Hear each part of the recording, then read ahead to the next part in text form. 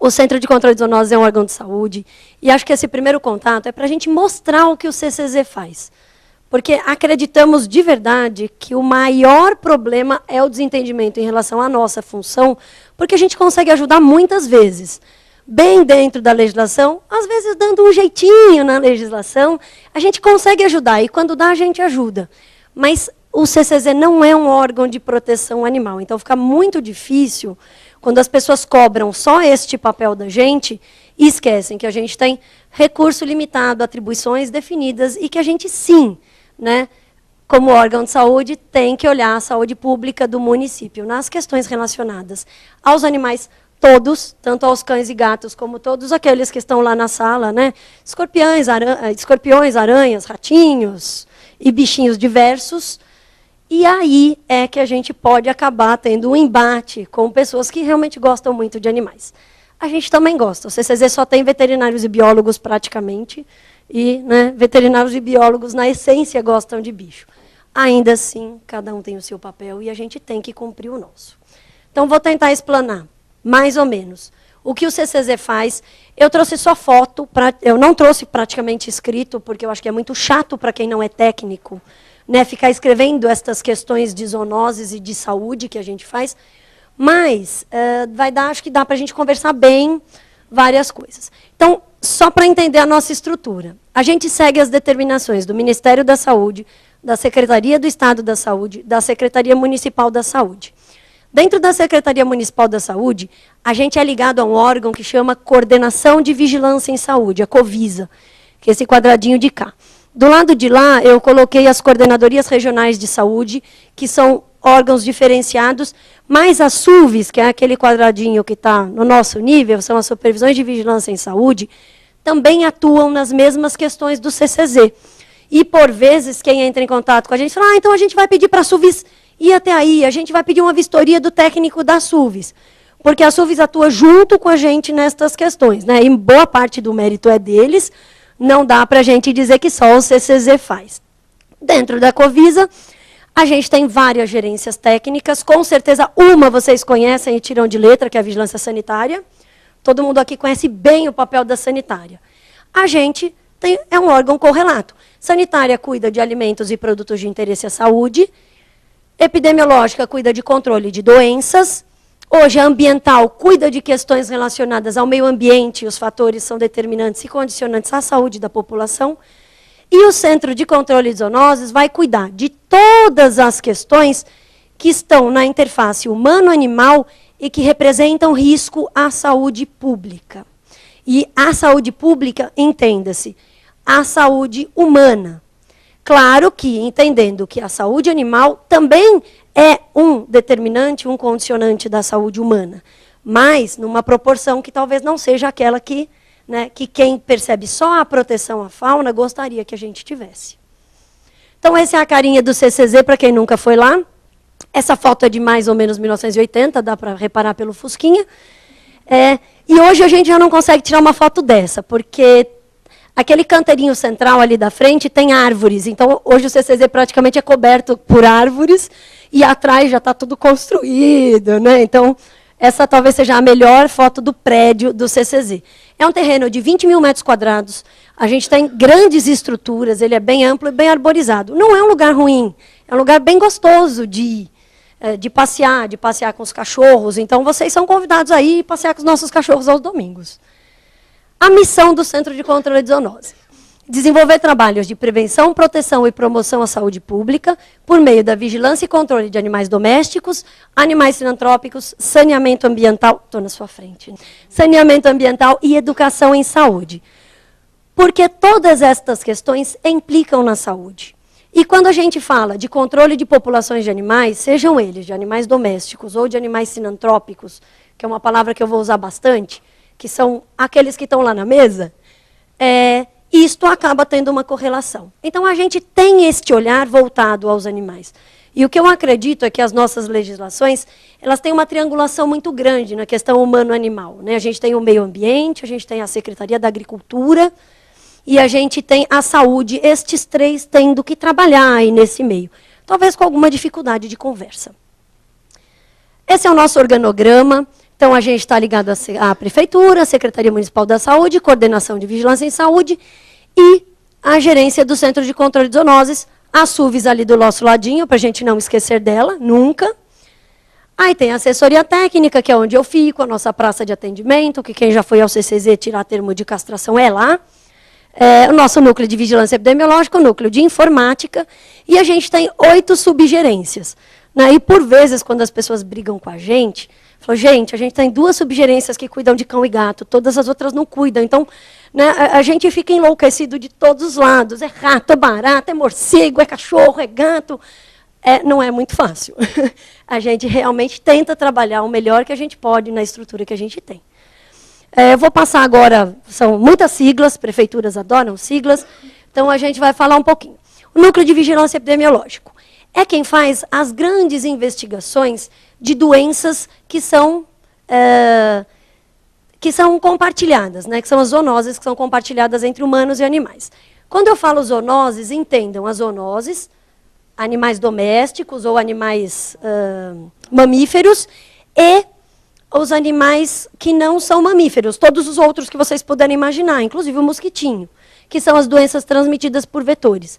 Às vezes está escrito zoonoses e doenças transmitidas por vetores, às vezes está escrito só zoonoses, mas a gente trabalha isso tudo como, né, num conceito bem amplo, mais ou menos tudo sendo a mesma coisa. Então, a gente acaba tendo casos humanos e acaba desencadeando grandes investigações relacionadas às questões animais. Primeiro fotinho ali é uma investigação de febre maculosa. Nós estamos colhendo sangue de um cão para ver se ele tem febre maculosa ou para tentar estabelecer como essa doença está se disseminando. Febre maculosa foi bem ruim, porque a gente teve morte de criança, 2 mortes de uma criança de 5, uma criança de 6 anos, em uma área muito ruim da cidade. E aí fica, né, a gente tem que trabalhar muito rápido para tentar parar a transmissão da doença. E na maioria das vezes, o parar a transmissão da doença é a gente que faz. Porque essa quebra de elo da doença, ela se dá ou quando a gente interfere no vetor, ou quando a gente interfere no hospedeiro.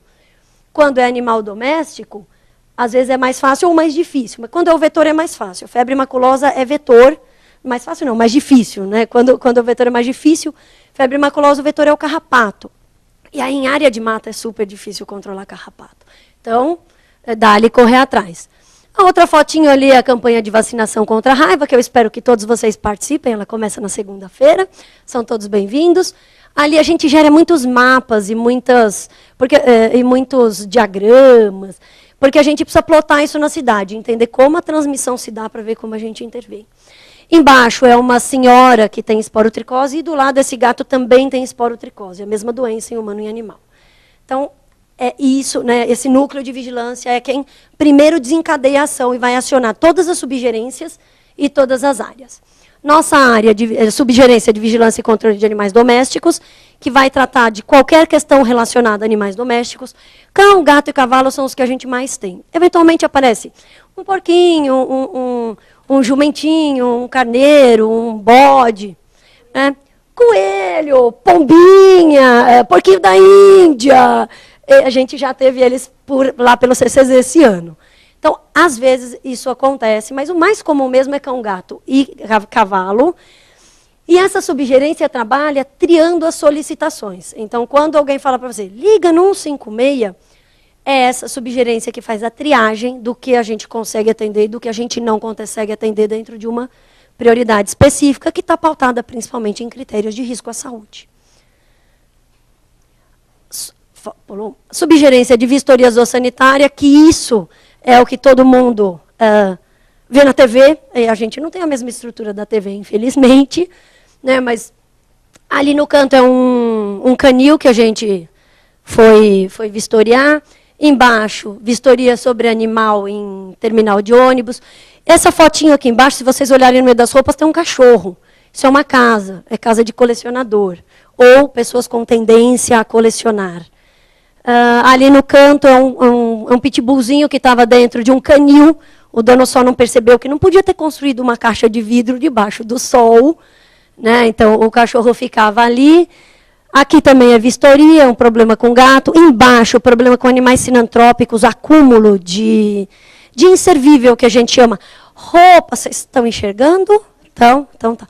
Roupa, latinha, e as pessoas juntam qualquer coisa, e as casas ficam daquele jeito. Essa casa você não consegue entrar, essa aqui de baixo. E essa de cima é um lugar que comercializa aves, e que também, vocês podem, pela foto, não é muito bonito.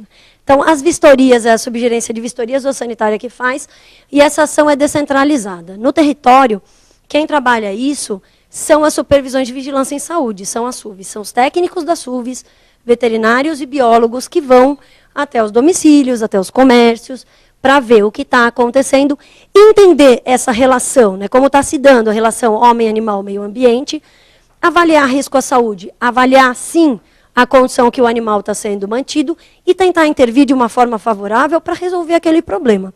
Quando não dá para resolver, porque às vezes não dá para resolver, ou não dá para resolver em curto prazo, a gente vai lançando mão de estratégias e parceiros para tentar melhorar aquela condição. O Laboratório de Diagnóstico de Zoonoses e Doenças Transmitidas por Vetores, o Centro de Controle de Zoonoses de São Paulo realiza 100% dos exames humanos de dengue no município. Realiza 50% dos diagnósticos de raiva do estado de São Paulo. Realiza todos os exames de toxoplasmose da rede pública de saúde. Então, a gente tem um laboratório muito grande, um laboratório nível 2, que tem mais de 50 diagnósticos de zoonoses. E, muito provavelmente, uma série de doenças que... nossa, que improvável isso. É uma doença que se conhece pouco, é uma zoonose, quem faz o diagnóstico é a gente. Independente, né, do laboratório particular mandar para a gente e depois acabar cobrando da pessoa que encaminhou o soro para ele. Então, a gente faz muitos diagnósticos, dá algo em torno de 60 mil diagnósticos por ano, em amostra humana, em amostra animal e em amostra ambiental. Então, exatamente nesta condição de perceber tudo. O Laboratório de Identificação e Pesquisa de Fauna Sinantrópica, porque a gente também trabalha com todos os bichinhos, com menos de 2 pernas, uma perna, porque eu descobri que moluscos têm uma perna, eu não sabia. Para mim foi muito improvável quando um biólogo falou, os de uma perna. Eu falei assim, gente, além do Saci Pererê, quem tem uma perna, não? Pois é, aí descobri, os caramujos têm, então outros bichinhos também têm, os biólogos entendem disso, a gente pouco. E aqueles que têm muitas perninhas, né, mais de 4. E quando a gente pega um bichinho, alguma coisa que acha estranha, alguma coisa que parece um barbeiro, pode pôr no vidrinho e levar para o Centro de Controle de Zoonoses. A gente recebe esses animais, identifica estes animais e oferece para o munícipe a forma de controle e o risco que estes bichos oferecem à saúde. Às vezes não oferecem nenhum, né? Tipo, eu já levei lá bichinho de samambaia. Mas, às vezes, chega alguma coisa que para a gente é muito estranha e desencadeia uma investigação. Então, uma vez chegou um barbeiro lá, acho que em 2008, né? Em 2008 chegou um barbeiro no CCZ, o pessoal do Lab Fauna falou, nós não temos barbeiro no município, porque a gente investiga e não encontra. Então, alguma coisa está errada. Desencadeou uma mega investigação, colhe sangue, faz exame para chagas para todo mundo, manda fazer exame de chagas no barbeiro, corre, vai investigando de onde veio, conversa com coisa. Aí descobrimos que esse barbeiro veio do Nordeste num lote de cana. Então, assim, ótimo, continuamos sem barbeiro no município. É isto que importa. Né? Porque o risco de transmissão de doença para a gente, então, é menor. Então, o Lab também é bem legal. SUACRE, nossa subgerência de atenção e controle reprodutivo de cães e gatos, que isto é o que eu acredito que vocês conheçam bastante, o trabalho dessa subgerência, é quem é responsável por toda a auditoria e controle dos nossos mutirões de castração e das castrações realizadas pelas clínicas conveniadas. Por lei, o município de São Paulo, desde 2001, trabalha o que a gente chama de Programa Permanente de Controle Reprodutivo de Cães e Gatos, que é um trabalho de castração de cães e gatos, junto com a educação para a guarda responsável. Porque não adianta castrar se o cabeçudo do irresponsável do dono, né, não começar a mudar de postura em relação àquele animal. Isto não resolve. Né? E aí essa subgerência, isto foi criando vulto e foi aumentando, e de 2001 a gente conseguia castrar um pouquinho, em 2007 teve a quebra dos contratos, em 2008 eles foram renovados numa nova proposta, E a partir de 2009, a gente tem um aumento do número de cirurgias muito grande, chegando hoje a mais ou menos 100 mil cirurgias por ano. É muita coisa. Na verdade, não é, gente. Nós temos uma estimativa populacional que é muito maior do que isso. Mas, sim, já é alguma coisa e a gente consegue direcionar, especialmente os mutirões, para áreas de maior vulnerabilidade social, né, problemas socioeconômicos muito sérios, condições muito específicas, onde a gente precisa, de fato, tentar controlar aquela população. E, a partir de 2008, a gente tem também as clínicas contratadas, aí onde qualquer um pode ir até o Centro de Controle de Zoonoses, ou até uma praça descentralizada e tirar um termo de encaminhamento de castração. Ali, por exemplo, é fila de espera. Essas pessoas da frente estão sentadinhas com o cão, mas lá atrás também estão todas sentadinhas com o cão. Desse lado de cá, as pessoas estão sentadinhas com gatos. Né? Aquilo ali, a gente brinca, nossa, parece tudo morto, está tudo anestesiado. Né? Então, é muito feio de ver uma sala com um monte de bicho anestesiado, porque dá uma angústia muito grande. Mas aquela foto, ela está rebelde, essas duas, eu não sei o que elas resolveram fazer. Enfim, nossa subgerência de vigilância, prevenção e controle de fauna sinantrópica. E fauna sinantrópica, entenda-se qualquer coisa que não seja animal doméstico. Tudo que é esquisito acaba por lá, até uma infestação de pererecas no centro de ginecologia do Hospital da Santa Casa. Né? Então, assim, que estranho. Pois é, essa foi a reação dos biólogos quando a gente mandou o documento para eles. Mas, gente, sinantrópico, como define um biólogo que trabalha lá em Sucim, é igual ao nosso cunhado. Aquele cara que entra na sua casa, você não convidou, você tenta pôr para fora, ele não sai, ele abre a sua geladeira, come a sua comida sem a sua autorização e não tem jeito de se livrar do Cristo. Isto é um animal sinantrópico. Né? Rato, barata, pombo, morcego não, que os morcegos são super bonzinhos. As abelhas também. O mosquito da dengue, o culex, que é o pernilongo normal. Então, assim, tudo o que vocês imaginarem de estranho, esquisito e meio tortinho passa por lá, por aquela subgerência. A nossa subgerência de gestão de pessoas e educação, porque a gente tem um grupo de pessoas que está voltada só para fazer educação. A gente acha, né, que qualquer um faz educação. Mentira, quem é professor vai concordar comigo. Tem gente que estuda muito para isso, e a gente constitui esta subgerência com pessoas que sabem fazer educação e que vão ajudando a gente. Falam, escreve isso melhor, arruma essa palestra daquele jeito, que vão no lugar, que capacitam professores. Dos nossos programas mais fortes é o programa Para Viver de Bem com os Bichos, que depois tem a capa da cartilha no slide lá na frente. Então, com essa subgerência, você entrou em contato com ela para inventar moda. Podemos fazer uma feira externa? Podemos. Aonde? Como? Quando? Se tiver gente, se tiver como levar, a gente vai. E aí, então, depois de vocês conhecerem a nossa estrutura, qual é, de fato, o papel do Centro de Controle de Zoonoses? É tentar evitar que isso aí aconteça. Que é a zoonose quando ela se manifesta, tanto no ser humano quanto no animal. Esta é a nossa missão master. Então, aquilo ali é um bovino com raiva, isso é uma criança com toxoplasmose, doença transmitida por felinos, mas principalmente contaminação alimentar, verdura mal lavada. Ali embaixo, larva migrans cutânea, vocês já ouviram falar, é o bicho geográfico. Ali em cima, aquela pessoa que tem uns pontilhados no corpo, mas que não do lado dessa mão, né? Aquilo é dengue. Essa mão bem vermelha é febre maculosa brasileira, é uma doença transmitida por rickettsia, carrapato. Foi isso, né, que causou a morte das crianças. Aqui embaixo, essa foto é nossa, as outras são da internet, mas essa é nossa. É uma proprietária de um animal com esporotricose. Ali é um cachorro com leishmaniose e embaixo é uma pessoa com leishmaniose. Então, é isso que a gente tenta, de fato, impedir. Principalmente essas doenças que, quando se manifestam, acabam causando uma questão social, né? Um impacto social muito grande. Uma pessoa sem um pedaço de nariz, sem um pedaço de orelha, ela está fora da sociedade. Né? Ninguém quer um funcionário na recepção sem o nariz. Não rola. Né? Ninguém quer uma pessoa toda torta. Não rola. Então, e essas doenças são causadas neste contato humano-animal, e entendam animais todos eles, e é isso, então, que a gente trabalha bastante para tentar evitar. Pode passar. Olha o tamanho da nossa cidade, gente. E aí é o nosso maior desafio. Essas divisões de cores são as nossas divisões das coordenadorias de saúde, porque a gente, como órgão de saúde, trabalha com essa divisão do município, tá? Então, norte, sul, leste, centro-oeste e sudeste. E se vocês olharem, como esta é uma palestra para pessoas que gostam de cães e gatos, a gente tem a população humana de habitantes daquela região e embaixo a gente tem a população estimada de cães e gatos daquela mesma região.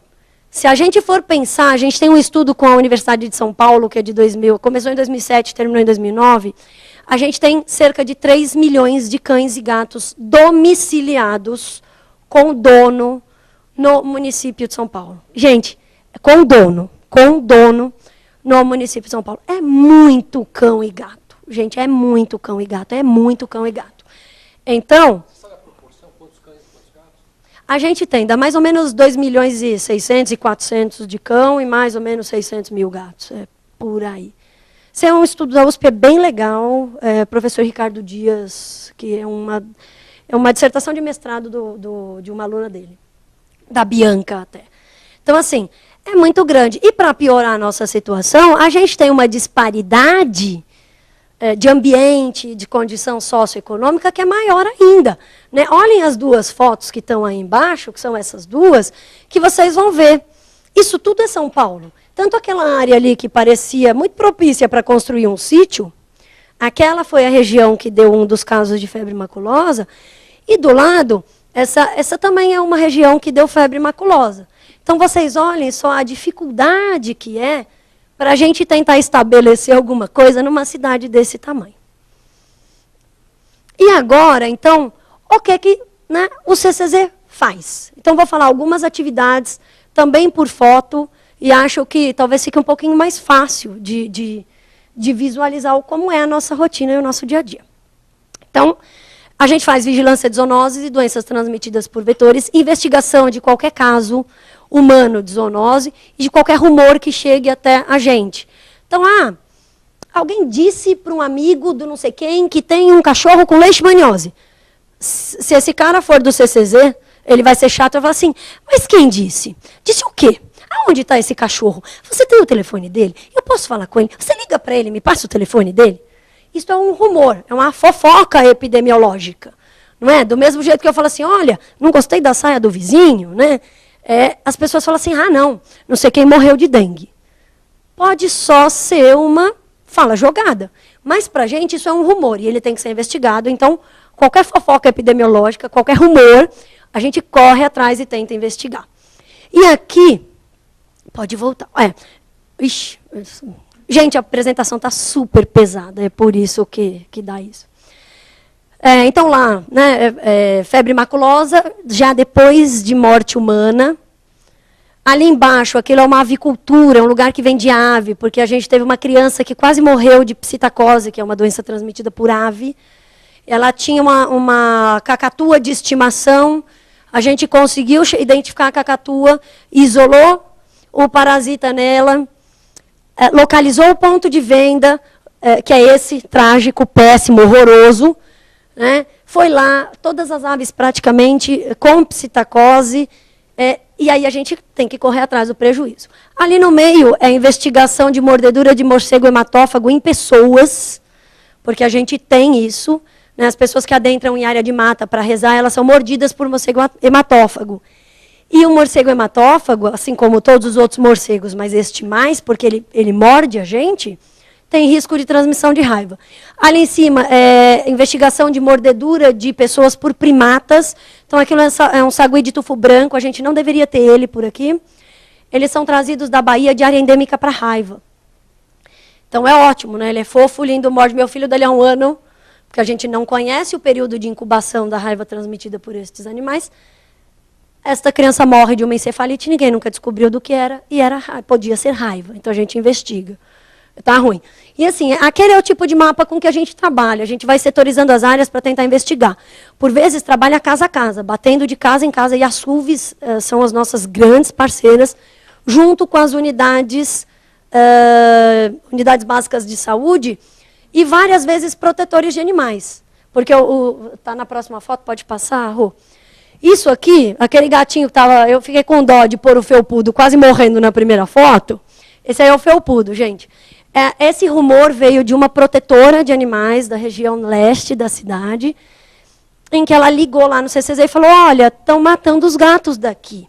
Alguma coisa está acontecendo, eles estão ficando muito doentes, as pessoas devem estar batendo neles, ou eles estão com alguma doença, porque eles estão morrendo. E, gente, olha bem a cara do felpudo antes do início do tratamento. Parece que esfregou o gato no asfalto, né? É uma imagem horrível. Esse gato foi removido para o CCZ para eutanásia, porque a gente conseguiu deixar os gatos com os proprietários, a gente oferece a medicação, a gente vai toda semana para... Como tuberculose, né? Você assiste ao tratamento do paciente. E aí chegou lá no gatil, a nossa veterinária de gatos, ele falou assim, olha, realmente ele está muito ruim. Mas talvez a gente consiga tentar alguma coisa. Vamos tentar? Tentamos, e esse aí é o felpudo no meio do tratamento, já ótimo. O felpudo já está adotado, nem está mais no CCZ. E ele ficou com uma deficiência só aqui no nariz. Na verdade, ele perdeu o septo nasal. Mas, olha como ele está ótimo. Não tem mais nenhuma lesão no corpo, está super fofinho. Então, isso é um bicho com esporotricose pós-tratamento. É um animal que pode ser adotado para qualquer pessoa? Não, não pode. É uma adoção muito especial. Então, um bicho desses vai ficar no CCZ por 8 ou 10 meses. O felpudo ficou 1 ano e a felpuda também ficou mais ou menos isso. Uma outra que a gente também retirou. Mas, preferencialmente, esses animais são tratados na casa do proprietário, porque isto é guarda responsável. Né? Meu animal está muito feio, mas eu tenho que tentar cuidar. E todos os casos, acho que a todos não, a gente tem uns 50 casos em animais, mais ou menos, está por aí, né? Mais ou menos uns 50 casos em animais. A gente tem aí, talvez 1/3 disso em humanos, que a gente encaminhou para tratamento também, os seres humanos, lógico. Né? Não podemos deixar as pessoas lá. Caminhamos para o Emílio Ribas para tratamento. E esses animais, praticamente todos, se curaram, estão bem, voltaram, inclusive, a ter a aparência normal. Se eu não me engano, só 3 a gente não conseguiu tratar, e aí estes, de fato, foram eutanasiados, porque os bichos não conseguiam evoluir no tratamento, e aí isso vai pegando infecção secundária, acaba sendo um problema bastante sério de saúde para o animal. Como eu já falei, a gente realiza diagnóstico de zoonose e doenças transmitidas por vetores, e o CCZ capacita profissionais para diagnóstico também. Então, vira e mexe, a gente recebe uns gringos por lá, né, ou gente do país todo. Essa fotinho aqui de baixo são pessoas em treinamento, são profissionais em treinamento. Então, a gente, além de fazer os diagnósticos, a gente faz bastante pesquisa aplicada e capacita profissionais interessados neste diagnóstico. É claro que a gente não capacita ninguém, né, de instituições particulares, mas qualquer instituição pública de saúde ou ligada à saúde, a gente capacita gratuitamente, inclusive, dependendo do diagnóstico, o cara pode ficar 3 meses lá com a gente no CCZ. Identificação de culicídio. Culicídios são os nossos mosquitinhos, né? São aqueles que picam a gente. E isso dá um trabalho enorme, porque eles precisam montar a genitália de um mosquito. Gente, vocês imaginam o que é? Eu falo, né, a Júlia trabalha lá, e a Roja trabalhou. Falo, gente, quem é que passa o dia inteiro montando genitália de mosquito? Ou perda de tempo. Né? Mas é brincadeira, porque isso é importante para identificar a espécie, sexo de mosquito, já que só macho pica. Né? Mosquito, não, só fêmea pica, macho não pica. Então, isso é importante, por quê? Porque a gente coleta mosquito em vários lugares e tem que saber quem são esses mosquitos, quais as doenças que eles podem transmitir, se tem ou não como saber se eles estão com essas doenças e assim por diante. Aí, pesquisa de vetores alados, são os que voam, ali embaixo é um mosquitinho, e essas são as formas que a gente tenta capturar eles por aí. Né? A gente pensou em pôr, cadê o estagiário? A gente pensou em pôr os estagiários lá como isca viva, mas proibiram, é péssimo isso. A gente não pode mais judiar dos nossos estagiários, nunca judiou, né? Mas, enfim. E aí a gente sai catando mosquito pelo município todo. Ninguém nem sabe que a gente faz isso. Mas isso é interessante para a gente saber, por exemplo, que o mosquito da leishmaniose não está espalhado por São Paulo. Então, são essas investigações que a gente acaba fazendo. Parece bem estranho, né, quando alguém sai atrás de mosquito, mas é mais ou menos nessa linha. Olha só. Gente, eu não sei como é que um biólogo me inventa o nome desse, não é mesmo? Vigilância malacológica. A gente está falando aí de caramujos. Então, os caramujos africanos, os caramujos que transmitem esquistossomose. Então, a gente também sai pela cidade, em várias coleções hídricas, principalmente nos piscinões, catando caramujo. Aí tem várias técnicas para fazer isso, né? Não é qualquer um que pode fazer, ou até pode fazer, mas estraga o caramujo, então não resolve. E aí a gente identifica quem são esses moluscos. Dependendo do que a gente, né, do tipo de molusco e do que a gente suspeita, a gente pode encaminhar esses moluscos para ver se eles têm alguma doença de importância, como a esquistossomose, que eu acho que todo mundo conhece, a barriga d'água, e uma doença que as pessoas conhecem menos, que é a angistrongilíase, que dá uma encefalite. Então, também pode ser transmitida por estes bichinhos. Investigação acarológica, porque carrapato é um ácaro, apesar dele ser visível, ter 8 patinhas, ele é um ácaro. Então, a gente faz investigação, principalmente para carrapato, e a gente pede que as pessoas mandem carrapatos para o CCZ. Achou carrapato no seu cachorro? Manda para nós. Dependendo do tipo de carrapato que você encontrou nele, a gente vai ficar mais ou menos preocupado. Se a gente ficar mais preocupado, provavelmente você vai receber a nossa visita. A gente pode pedir para colher sangue do seu cachorro. A gente pode encaminhar pessoas da família para a unidade de saúde, e assim por diante. Então, aquilo ali são as formas também de catar carrapato, né? Com gelo seco, fazendo esfregaço no chão, na bota. O pessoal todo vai vestido de branco no campo, é lindo. E esse é um projeto bem legal que a gente tem, que é a pesquisa de vetor em Parque e Área Verde da cidade. E a gente também tem um projeto que pesquisa animais peçonhentos em parques e áreas verdes. Então, aranhas e escorpiões de interesse médico. Então, junto com várias instituições, né, isso não é o CCZ sozinho, a gente tenta localizar esses bichos, identifica esses bichos e vê qual o risco que existe à saúde, para ver como a gente intervém ou não neste meio. O controle de vetores, que isso vocês já viram com certeza a gente fazer por aí, também são as SUVs que fazem, na maioria das vezes, tirando a nebulização pesada, que é esse nome é horrível, né, o FOG, não repitam isso. Ele mudou de nome, a gente chama ele de UBV, que passa o caminhão com aquele fumacê.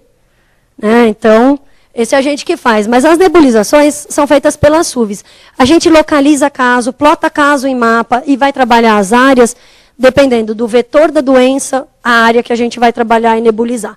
A aplicação de inseticida, a aplicação de veneno, é sempre muito complicada. Porque além do grande dano ao meio ambiente que ele causa, isso é sabido, o que não é sabido é que pode intoxicar as pessoas. Gente, é veneno. Se mata eles, que são pequenininhos, também pode matar a gente. Então, às vezes as pessoas falam assim, ai, eu vou dedetizar minha casa toda semana. Pelo amor de Deus, não faça isso. A grande chance que você vai ter é de ir parar no pronto-socorro intoxicado. E a gente não quer isso de nenhuma forma. Esse é o equipamento que a gente usa, esse é o mais comum, que é a nebulizadora para caso positivo de dengue, quando a gente faz o casa a casa. E fundamental no controle de vetores, está vendo aquele moço ali do lado, de roupa caque, uma bolsinha laranja, ele está virando garrafa. Nossa principal forma de controlar vetores, principalmente o da dengue, é o controle dentro do domicílio, eliminando a água parada.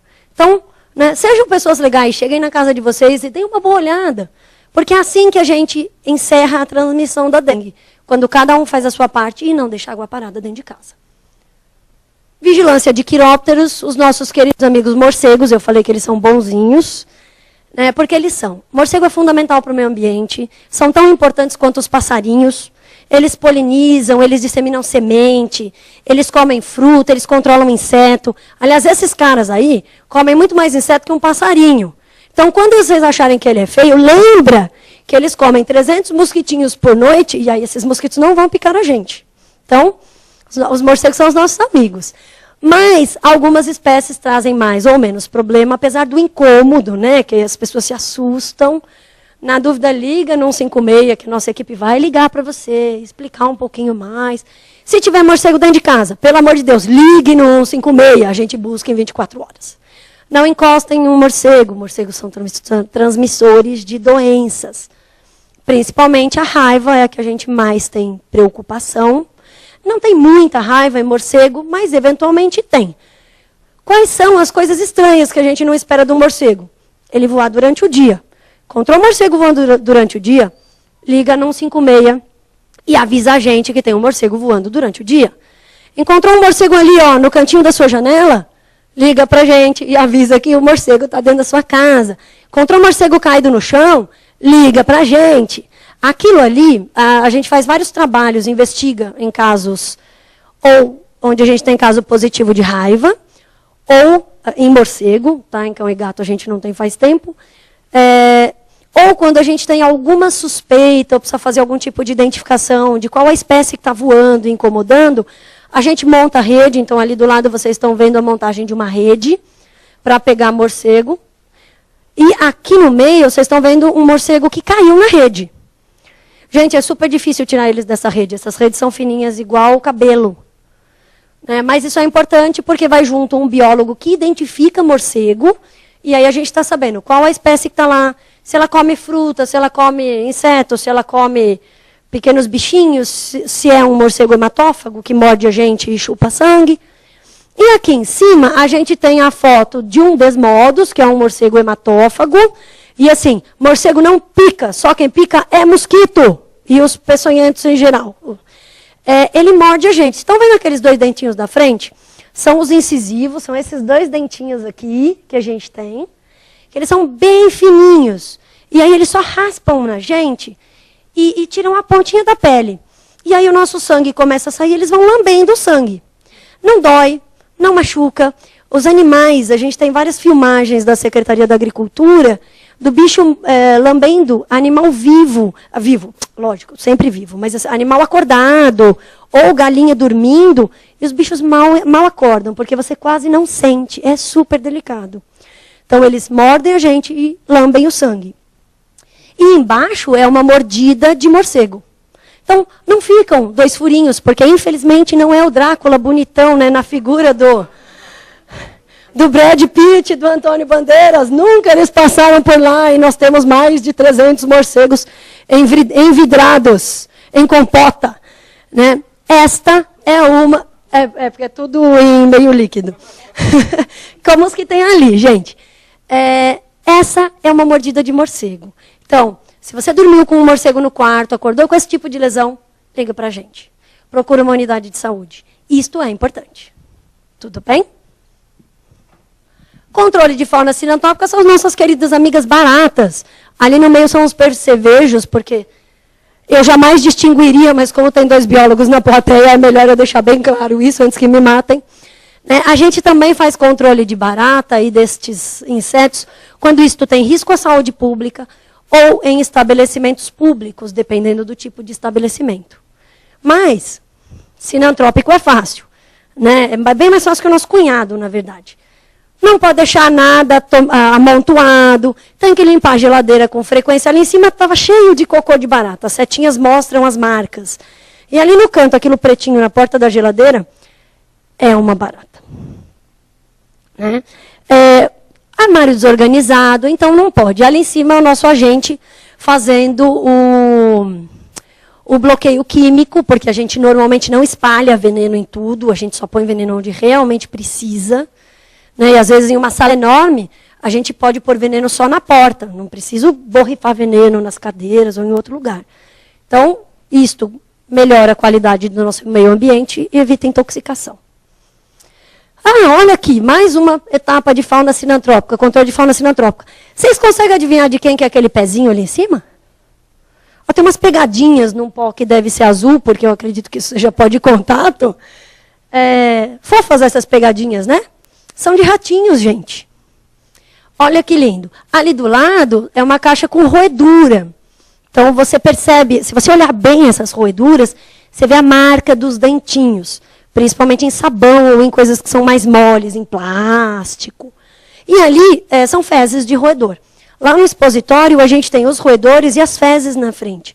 Pelas fezes, a gente consegue identificar qual o tipo de roedor que está infestando o local e, a partir daí, determinar quais são as condições de controle, né, desta espécie. Porque cada rato a gente controla de um jeito diferente, porque ele gosta de uma coisa diferente. Se tem um rato comendo as suas frutas, provavelmente você tem um rato de telhado, porque eles adoram fruta. Né? E assim por diante. Sem falar em ração de cachorro. Gente, balanceado. Deixa o pelo bonito, tem ômega 3. Que rato não ia querer ração de cachorro? Pô, Até eu. Controle de abelhas e vespídeos. Só quem pode fazer isso no município de São Paulo somos nós, porque a abelha é protegida pelo IBAMA, e nas condições em que ele representa risco à saúde, por ser um animal peçonhento, né, que pica e tem peçonha, a gente pode controlar. Então, aquilo é uma retirada de cacho, aquele pessoal ali em cima talvez não dê para ver porque ficou ruim. No computador é muito lindo. Você consegue ver vários pontinhos pretos na nuvem branca, as abelhas estão enxameando. Este é o reator nuclear da USP. Né? Então, assim, imagina um cacho de abelhas dentro do reator nuclear da USP, o problema que pode dar.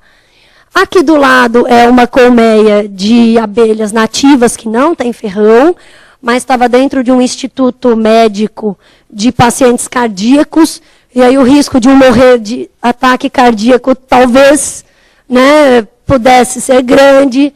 Então, essa a gente também removeu. Essa colmeia pegava todo o teto. Então, na hora que os agentes começaram a cortar, aquilo caiu, enxameou, foi abelha para tudo que é lado. Ainda bem que são aquelas que só enrolam no cabelo. Né, foi um corre para tudo que é canto. Um filme desse da retirada é espetacular, merecia estar no YouTube. Ali do lado, a gente trabalha em altura. Quando a gente passa de 2 metros, normalmente a gente aciona corpo de bombeiros. Aquele ali do meio, a foto do meio, não matem a gente, mas é uma remoção de abelha em um radar. A gente podia ter deixado, né? Não custava nada, mas a CET pediu para tirar, nós tiramos. E aqui é um cacho de abelha em um túmulo. Então, em cemitério tem bastante. Imagina você ir enterrar o seu ente querido, na hora que abre, você dá de cara com isso. Não preciso dizer que a gente estraga vários velórios, né? Porque não dá para deixar ninguém entrar num lugar com esse tipo de cacho. A gente tem uma coleção de fauna sinantrópica. É um armário fofo, cheio de bichinhos horrorosos. Né? Porque aquela borboleta linda aparece no meio, mas do lado a gente tem baratas, percevejos e bichinhos do tipo, besouro. A gente tem eles na via úmida, que são os em compota, dentro de álcool ou formol. E os secos, que são os espetadinhos. Isso serve para a gente como referência. Quando a gente encontra um bicho que a gente não sabe ainda que existia ou que é novo no município, a gente põe nessa coleção. Com base nisso é que a gente conseguiu descobrir que aquele barbeiro provavelmente não era do município e que a gente vai atrás para tentar ver onde está. Fora que é muito bonito de ver, né, Rô? Não, pode deixar. É muito bonito de ver. Pode passar. Agora, só para vocês terem ideia de sinantrópicos, são os exames que a gente realiza e o tipo de doença. Então, né, o ano passado, a gente fez mais ou menos uns 40 mil exames. Pode ir passando. O CCZ é o único órgão hoje no Brasil que faz titulação antirrábica, neutralização contra vírus rábico, para transporte internacional de animais para a União Europeia. Então, se vocês quiserem levar o cachorro de vocês para a Europa, o sangue vai parar na nossa mão. Ainda que você leve num laboratório particular, só quem faz isso somos nós. A identificação de fauna sinantrópica, isso aí é 1 ano, né, 2012. Ela varia um pouquinho o número de exemplares, principalmente com a sazonalidade do vetor. A gente espera que alguns apareçam mais no verão e outros mais no inverno. Esse tipo de análise para a gente é bom, porque a gente percebe como isso vai se descrevendo no município e consegue saber quando intervir para tentar controlar. Pode passar. Identificação de quirópteros, a gente recebe morcego do país todo para identificar. Solicitação de abelha e vespa. Então, nós fechamos 2012 ali com 7 mil solicitações concluídas. É bastante solicitação. Antes era uma equipe pequenininha, foi uma atividade que a gente teve que descentralizar porque não dá conta. E agora, que é o que vocês querem ver, a parte de domésticos. Então, vamos lá. A gente tem um canil, e no canil, o setor de adoção, manutenção de cães e gatos, a gente tem algumas atividades bem legais. Lógico, né, o atendimento dos animais, até porque 60 veterinários têm que fazer alguma coisa lá dentro. Ali é o nosso canil individual, a fotinho do canto de cima. Tem a nossa gente tirando esse animal para passear. Eles passeiam todo dia, principalmente os que ficam no canil pequenininho ou ficam no solário, aqueles que são um risco muito alto para passeio. Animal que é hiperagressivo, que a gente ainda está em processo de socialização. Este fica no solário, que é um espaço maior, com sol, tem um pneu lá dentro para eles morderem. Às vezes eles ficam na corrente, a gente joga bolinha, a gente faz atividades para que esse animal gaste energia, diminua a agressividade, para conseguir ressocializar E daí fazer uma adoção segura. Não adianta adotar um animal que vai morder uma família inteira, matar o velhinho da casa, trucidar a criança, porque aí os nossos amigos advogados entram com processo contra nós. Ali, aquele cachorro na bacia é uma pós-adoção super bem sucedida. Então, a gente doa, né, adota os animais. Aquele é um casal adotando um animal no CCZ. E a gente faz vistorias pós-adoção para ver a condição desses animais, como eles se mantêm no domicílio, para ver se eles se adaptaram. Ali a nossa veterinária cuidando da orelha do cachorro. Ali são os passeios que a gente também faz com os animais do canil coletivo, por isso estão passeando todos juntos. E nas festas de adoção a gente enfeita o CCZ. Acho que o próximo é não, é do gatil, então eu já falo das festas. A gente também tem um gatil. Essa é a estrutura do nosso gatil antes da reforma, né, mas não mudou muito. Abriu a porta. Aqui é um gatil com uma fêmea com 3 filhotinhos. A gente não separa os gatos, porque para eles é importante. Se esses animais vêm juntos, eles acabam ficando juntos. Ali é a nossa agente dando papinha para o gato que se recusa a comer. A gente tem vários gatos no gatil também. Vão conhecer. Os gatos, eles não podem passear, porque senão eles fogem, né? É mais sério. Mas a gente tem o solário e tem várias coisas. De vez em quando você olha no gatil, fala assim, pô, por que jogar bolinha de papel aí dentro? Aí você vê o bicho lá. Né? Tampinha de garrafa, caneta Bic sem carga. Então, a gente tem aí uns trabalhos de enriquecimento ambiental, tanto no canil quanto no gatil. E eu sempre brinco, se você for no CCZ e encontrar tampinha, coco, pedaço de garrafa PET, não é negligência. Isso chama-se enriquecimento ambiental, porque eles gostam disso. Né? Jornal, enfim. A gente tem a nossa área de animais domésticos de interesse econômico, são os grandes animais, os animais de produção, ou todos aqueles que não são cão e gato na prática. Né? O que a gente mais tem lá é cavalo. Hoje, esse é o nosso conjunto de baias grandes, todas as nossas baias estão cheias hoje, a gente está com vários cavalos lá. Ali é o centro de manejo, esse é o piquete, onde eles vão durante o dia para tomar um sol, andar um pouquinho na grama, morder uma árvore ou outra. E aqui é o caminhãozinho, esse nem é nosso, na verdade, isso é um embarque de cavalo, mas a gente tem caminhão de resgate de cavalos, então, eventualmente, vocês podem ver também um caminhão nosso andando principalmente na região leste e na região sul, pegando cavalo. A adoção. A gente tem festas de adoção. A próxima vai acontecer dia 14 de setembro, vocês são todos convidados. Ela começa às 10 da manhã. E a gente faz uma parafernália, né, literalmente. O pessoal compra coisa, faz desenho, faz bichinho, aprende a fazer escultura de bexiga e assim por diante. Então, essas são áreas do CCZ, na maioria das fotos. A gente costuma sempre fazer um desfile. Essa foto de baixo, que tem uma gradinha, são os nossos desfiles. Ali o tapete vermelho de cima, que está na lateral, é o tapete, foi um desfile que a gente fez na Estação da Luz. Foi super legal. A gente não tinha animal para adoção, mas a gente levou os nossos animais para desfilarem e pediu para que as pessoas fossem ao CCZ adotar. Eventualmente a gente faz feiras externas, quando a gente tem um bom espaço para isso, uma condição onde esses animais possam estar. Então, aquele ali é o nosso veículo de transporte de animais, e acho até que é o Fred ali saindo Isso, o Fred. Tem um outro pretinho para cá, que estavam indo para uma feira de adoção. Esterilização de cães e gatos, esses são os mutirões. Ali embaixo uma cirurgia, ali o pessoal paramentado. A gente monta estes mutirões numa estrutura que a gente tenha condição de fazer. Um telecentro, uma escola, às vezes uma igreja, uma associação de bairro, onde dá. Sempre trabalhando com critérios bastante importantes, né? Principalmente índice de desenvolvimento humano, e junto com isso, agressão por cão e gato, atendimento antirrábico humano, que são coisas que a gente tem nas notificações, nos sistemas de notificação. Pode passar. As vistorias sanitárias, que né, são os nossos queridos problemas com cães e gatos, que é aquilo que todo mundo tem vontade de enfiar o pé na porta e trucidar o dono do cachorro. Pois é, a gente não pode, senão os advogados prendem a gente de novo. Né? Mas, quando a gente chega num domicílio, por exemplo, aquele ali em cima, tem vários animais. Se vocês imaginem que numa foto rápida a gente conseguiu pegar 1, 2, 3, 4, 5, 6, acho que 7. 7 cães. Imaginem quantos cães tem neste domicílio. Então, a gente recebe também denúncia pelo 156, do que chama assunto cão, condição de criação maus tratos, e o que a gente vai averiguar é essa relação humano-animal e qual o risco que isso traz, tanto para a família, quanto para os animais, quanto para o entorno. E a partir daí, a gente propõe medidas de intervenção. Ali em cima é uma vistoria pós-adoção, aquele animal estava machucado, ele foi retirado. E tem várias, esse do meio é uma avícola, aqui, outra avícola. Ali embaixo esse é uma rinha de galo, um lugar que cria galo para rinha. Ali no canto é uma criação de bovinos.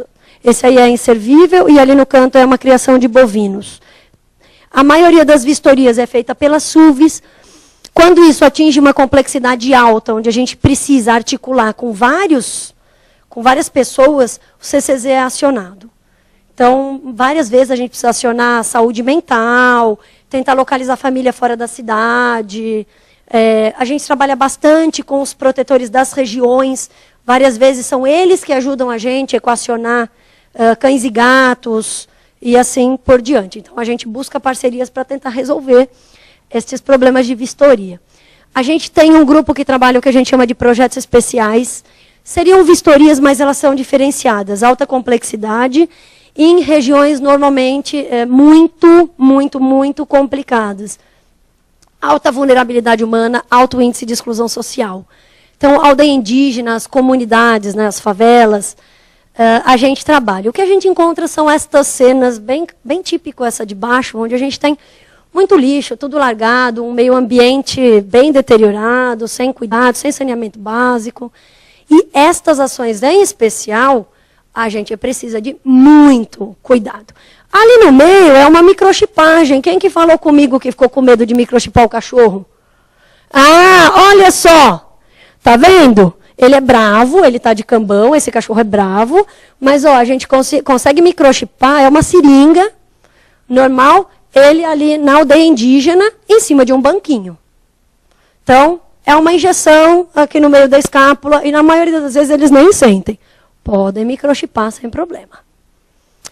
A campanha de vacinação contra a raiva, meu cartaz está ali atrás, que a gente faz todo ano. Em 2010 deu problema, o ano passado fizemos de novo.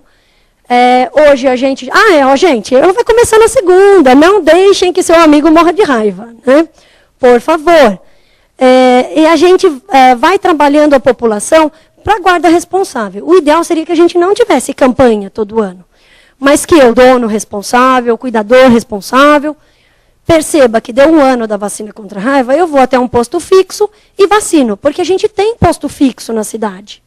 Então, se a gente tem normalmente, durante todo o ano, 13 postos, a gente consegue, né, mais perto ou um pouquinho mais longe, levar esse bicho para vacinar.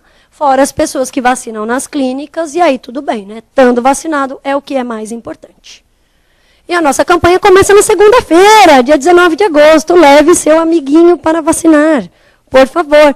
É importante para a gente impedir que a raiva, né, atinja também um ser humano. Então, não deixe de levar seu cão e gato para vacinar. E aqui, só para vocês terem ideia dos números, em 2012, a gente castrou em clínica 64.046 animais, em mutirões de castração 45.500 e um pouquinho, solicitações recebidas relacionadas a cães e gatos, e aqui eu estou falando só de vistoria zoossanitária, aquelas solicitações recebidas por condição de criação / maus tratos. 13.903 solicitações. Então, assim, gente, a gente trabalha pra caramba. A gente vai nesses domicílios e a gente realmente tenta acertar essa condição. Às vezes a gente aciona a delegacia, tá, o DPCC, que agora mudou de nome. Às vezes eles vão com a gente. Às vezes um outro, né, vai preso, é multado, a gente consegue mais coisas, mas realmente a gente está precisando rever a legislação.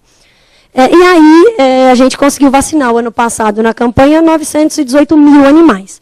Esse ano a gente queria vacinar 1.100.000. Então, por favor, levem os seus animais e ajudem a gente. Solicitações de cão, que são recebidas pelo CCZ. Essas são solicitações que caem direto para a gente. Então, não é condição de criação maus tratos. Animal solto em via pública, agressivo, agressor, atropelado, invadiu o local. Se quiser, eu te passo esse gráfico.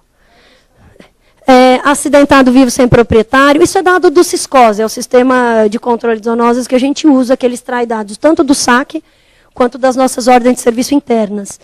E se vocês repararam, sumiu o cão solto em via pública. Porque com a lei em 2008, a gente para a eutanásia em animais saudáveis e os cães estão cheios. Gente, se não sai, não entra. Não é? Então, aí a gente precisou repensar a lógica, rever o nosso papel, entender qual a importância ou não de se tirar um animal da rua, perceber o que eles estão fazendo ali. E aí, né, hoje, né, em 2010, a gente tirou esse script do 156, e hoje a gente nem recebe esse tipo de solicitação. Ou recebe e orienta. Né? Animal solto, que não é risco à saúde, ou que não tem uma condição específica, a gente não está em condição de retirar. Por quê? Porque entre tirar, né, a raposinha, que tem 10 vítimas comprovadas e quase matou uma criança, e um animal que está solto em via pública, como órgão de saúde, é uma questão de responsabilidade tirar aquela que está mordendo, aquele animal que, por exemplo, com esporotricose, em vez de tirar um animal que está solto na via pública. Aqui de gato, se vocês olharem gato, a gente tem muito gato que invadiu o local, né, porque gato não está solto em via pública, ele entra em algum lugar e alguém percebe que ele existe. Então, a mesma coisa, essa queda que acontece aí com invadir o local.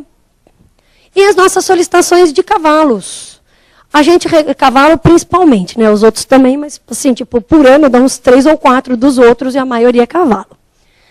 A gente recebe bastante solicitação, mas tem diminuído ao longo dos anos, né, a partir de 2010, e a gente acredita mesmo que seja por um trabalho de orientação que a gente tem das SUVs nas periferias. Porque a solicitação do 156, ela entra para SUVs.